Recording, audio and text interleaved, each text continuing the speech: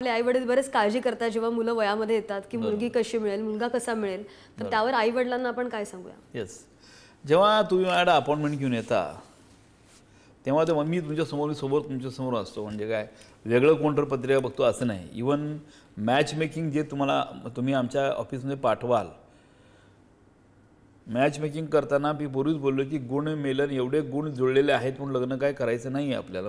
Expert opinion पाहिजे. मी असेल कोणी असेल एक्सपर्ट ओपिनियन घ्या की त्याचं वैवाहिक जीवन कसं आहे किंवा दोघांचं कसं चाललेलं आहे. तर मुलगा किंवा मुलगी बघताना आता हे मुलीची पत्रिका आहे. मुलगा कसा मिळेल, हा आउट ऑफ इंडियाचं मिळेल का, ही मुलगी आउट ऑफ इंडिया. आता तुमच्या मुलीच्या पत्रिकेला बघितलं की लगेच कळेल ही आउट ऑफ इंडिया जायचीच पत्रिका आहे, ही अब्रॉडला सेटल होणारी पत्रिका आहे, किंवा ह्याचं फील्ड आणि ह्याचं पुढचं करिअर आणि क्वालिफिकेशन आणि करिअर दोन्ही वेगळं होणार आहे. ही मास्टर्स करू शकते नाही करू शकत. या मुलीच्या पत्रिका घटस्फोटच आहे, या मुलाच्या पत्रिका घटस्फोटच आहे. मुलगा मुलगी कसा मिळेल यापेक्षा तुमची पत्रिका कशी आहे आणि सप्तम स्थान जे आहे आणि चतुर्थ स्थान आहे त्या मुलाचं मुलीचं डिटेलायशन देतं. आता काही लोक उजवा भांग होईल आणि हे असं काळा अशा बऱ्याच गोष्टी थापा मारत असतात. हे असं कधी कोणी सांगू शकत नाही.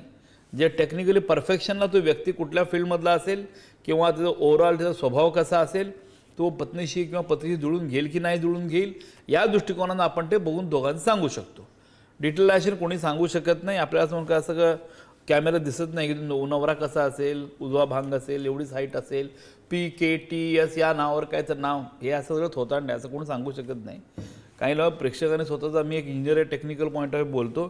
त्यामुळं जे क्लेरिफाईड सरळ जे दिसतं ते यामध्ये ऑटोमॅटिकली अनुभवानुसार कळतं. 30 वर्ष अनुभव आहे म्हणून मी सांगू शकतो. पण अनुभवाशिवाय तुम्ही ज्योतिषशास्त्रामध्ये मिनिमम 20 वर्ष एक्सपिरियन्स झाल्याशिवाय एक्सपर्टायझेशन तुमच्या जीवनामध्ये येत नाही.